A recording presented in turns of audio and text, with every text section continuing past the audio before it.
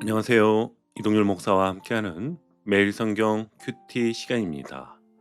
오늘 우리가 함께 나눌 본문은 창세기 2장 4절로 25절 말씀입니다. 여러분, 신앙생활을 하다 보면 이런 마음이 들 때가 있지 않습니까? 하나님은 분명 계신데 요즘은 좀 멀리 느껴진다.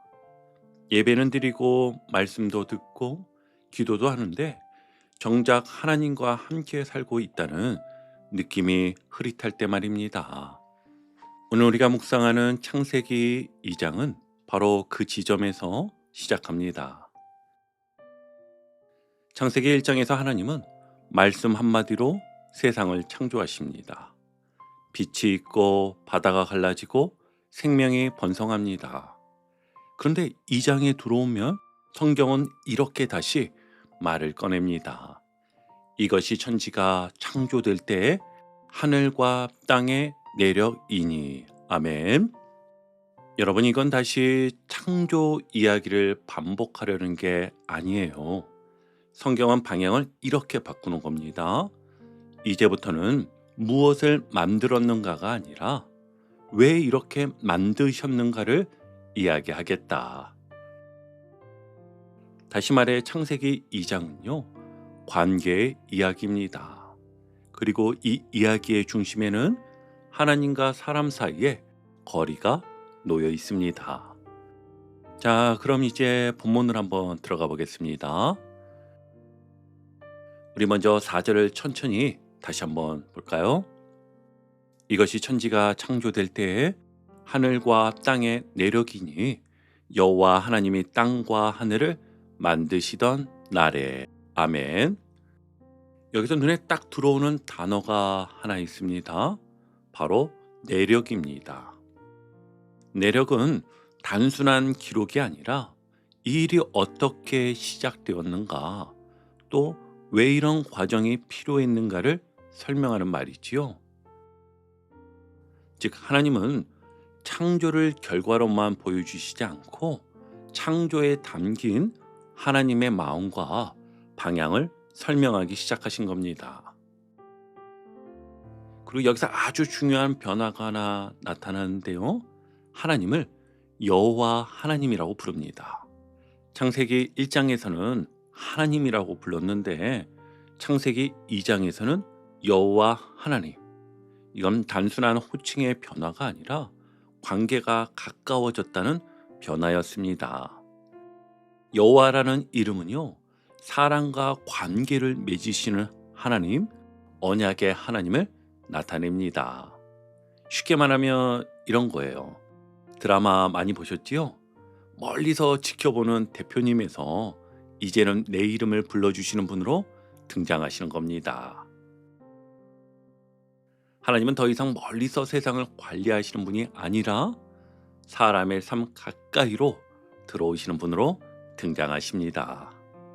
그런데 5절을 보면은요, 조금 낯선 장면이 하나 나옵니다. 여호와 하나님이 땅에 비를 내리지 아니하셨고 땅을 갈 사람도 없었으므로 들에는 초목이 아직 없었고 밭에는 채소가 나지 아니하였으며. 아멘. 여러분, 하나님이 만드신 세상인데 아직 아무것도 자라지 않습니다. 초목도 없고 채소도 없습니다. 그래서 이 장면을 이렇게 오해하기 쉬운데요. 아직 창조가 덜 끝난 건가? 뭔가 부족한 상태 아닌가? 그런데 성경은 분명히 말합니다. 하나님이 비를 안 내리신 겁니다. 사람이 아직 등장하지 않았기 때문입니다. 이 말씀은 무엇을 뜻할까요? 하나님은요, 모든 것을 혼자 다 완성해 놓고 사람을 구경꾼으로 두지 않으셨다는 뜻입니다. 하나님은 사람과 함께 완성되는 세상을 원하셨던 것이지요. 그래서 일부러 비를 멈추셨고 사람을 기다리십니다. 이 대목에서 우리의 삶이 그대로 겹치지요. 열심히 일하는데 열매가 없을 때, 기도는 하는데 응답이 더딜 때, 왜 하나님은 가만히 계시지? 라는 생각이 들 때, 그때 우리는 이렇게 말합니다. 하나님, 왜 안 도와주세요? 하나님, 왜 비를 안 내려주세요? 근데 오늘 본문은 이렇게 우리에게 묻습니다. 혹시 지금은 하나님의 관계를 기다리고 계신 시간은 아닐까? 그 시간이 실패의 시간이 아니라 버림받음의 시간이 아니라 하나님과 함께 일하는 법을 배우는 시간일 수 있다는 겁니다. 오늘 하루를 시작하며 이 질문 하나를 마음에 품어 보십시오. 나는 지금 하나님과 함께 살고 있는가? 아니면 혼자 애쓰고 있는가? 회사에서, 가정에서, 교회에서 결과가 보이지 않는 한 가지를 떠올려 보십시오. 그리고 이렇게 고백해 보세요. 주님, 지금은 비를 기다리는 시간일 수 있음을 믿습니다.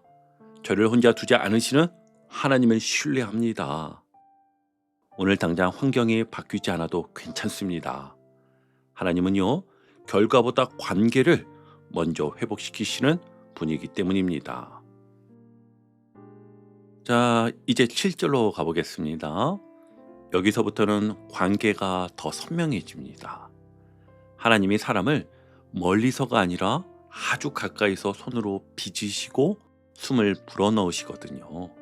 7절 말씀을 함께 보시면 여호와 하나님의 땅의 흙으로 사람을 지으시고 생기를 그 코에 불어넣으시니 사람이 생명이 되니라. 아멘. 여러분, 이 장면이 주는 메시지가 무엇일까요? 단순히 사람이 만들어졌다가 아닙니다. 하나님은 사람을 물건처럼 만든 게 아니라 숨을 나누는 관계로 만드셨다는 뜻입니다. 흙은 우리의 연약함을 보여주죠. 아, 나는 결국 티끌이구나. 한계가 있구나. 그런데 동시에 생기는 하나님의 친밀함을 보여줍니다. 하나님이 직접 불어넣으셨습니다. 그래서 이 말씀은 이렇게 들려야 합니다. 너는 흙처럼 연약하지만 하나님의 숨이 들어간 존귀한 존재다. 여러분, 이게 오늘 우리 삶에 얼마나 필요한 말인지요. 회사에서 치이고 가정에서 역할에 눌리고 교회에서도 내가 뭘 더 해야지에 몰리다 보면 어느 순간 내가 사람이 아니라 기계처럼 느껴질 때가 있지 않습니까? 성과가 떨어지면 내가 참 무가치해 보이고요. 실수하면 존재 자체가 흔들리고 인정받지 못하면 나는 별거 아니구나 싶어지고요. 그런데 7절은 단호하게 말합니다. 너의 가치는 성과가 아니라 하나님의 숨으로부터 온다. 자, 그리고 8절로 이어지지요. 여호와 하나님이 동방의 에덴의 동산을 창설하시고 그 지으신 사람을 거기 두시니라. 아멘. 여기서도 중요한 단어가 하나 보입니다. 바로 두셨다입니다. 하나님이 사람을 지으시고 바로 두셨다라는 겁니다. 그냥 살게 하셨다가 아니라 사람이 있어야 할 자리를 마련하시고 관계의 공간 안으로 데려다 두셨다는 말입니다. 그리고 9절인데요. 여호와 하나님이 그 땅에서 보기에 아름답고 먹기에 좋은 나무가 나게 하시니 동산 가운데에는 생명나무와 선악을 알게 하는 나무도 있더라. 아멘. 여러분, 하나님은 사람에게 필요한 것만 주신 게 아닙니다. 아름다움과 풍성함까지 허락하셨습니다. 그런데 동시에 동산 가운데 두 나무가 있습니다. 생명나무와 선악을 알게 하는 나무. 이건 함정이 아닙니다. 관계에는요, 반드시 신뢰의 자리가 필요합니다. 모든 관계에는 사람과 사람과의 관계에서도 마찬가지로고요. 모든 관계에는 하지 말아야 할, 지켜야 할 손이 존재하여서 이것을 지킬 때 관계를 유지할 수 있습니다. 그리고 15절이 오늘 본문의 핵심 중 하나입니다. 여호와 하나님이 그 사람을 이끌어 에덴 동산에 두어 그것을 경작하며 지키게 하시고. 여러분, 하나님은 사람을 동산에 두실 때 놀기만 하라고 하지 않으셨습니다. 경작하며 지키게 하셨습니다. 이게 무슨 뜻일까요? 하나님은요, 우리를 아무 책임 없는 소비자로 만들지 않으셨고 함께 돌보는 동역자로 부르셨다는 뜻입니다. 여러분, 신앙이란 하나님이 다 해주시는 걸 구경하는 게 아니라 하나님과 함께 살아내는 것입니다. 다시 한번요. 신앙이란 하나님이 다 해주시는 걸 구경하는 게 아니라 하나님과 함께 살아내는 것입니다. 그리고 16절과 17절이 이어집니다. 여호와 하나님이 그 사람에게 명하여 이르시되 동상 각종 나무의 열매는 네가 임의로 먹되 선악을 알게 하는 나무의 열매는 먹지 말라. 네가 먹는 날에는 반드시 죽으리라 하시니라. 아멘. 여기서 꼭 순서를 보셔야 합니다. 먼저 무엇이 나오지요? 임의로 먹되 허락이 나왔습니다. 그리고 두 번째로 먹지 말라 경계 금지가 나왔지요. 하나님의 관계는 언제나 금지가 아니라 은혜부터 시작을 합니다. 그리고 그 경계는 사람을 괴롭히는 통제가 아니라 앞서 말씀드린 바와 같이 사람을 살리기 위한 사랑의 선입니다. 여러분, 우리도 그렇잖아요. 아이에게 도로로 뛰어가지 마. 환자에게 이 약과는 같이 먹으면 안 됩니다. 이건 사랑이 없어서가 아니라 사랑이 있기 때문에 정하는 선입니다. 하나님도 마찬가지입니다. 먹지 말라는 말은 관계를 깨지 말라는 말이고 생명을 잃지 말라는 말씀이었던 겁니다. 여러분, 오늘은 이렇게 한번 적용해 보시면 좋겠습니다. 내가 맡은 자리 하나를 동산처럼 생각해 보는 것입니다. 회사에서는 내 자리, 내 업무 태도, 내 말 한마디.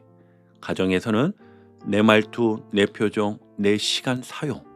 교회에서는 내 섬김, 내 관계, 내 마음의 방향. 이 하나를 동산처럼 생각해 보십시오. 그리고 15절을 붙으세요.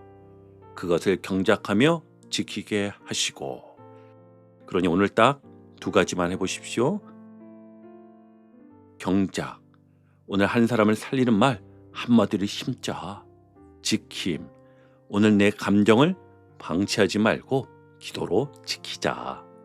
그리고 16절과 17절의 관점으로 금지를 다시 보십시오. 하지 말라가 억울한 명령이 아니라 나를 살리는 사랑의 경계임을 꼭 기억하시길 바랍니다. 주님, 오늘 제 삶의 경계를 지키는 것이 주님과의 관계를 지키는 길임을 믿습니다. 아멘.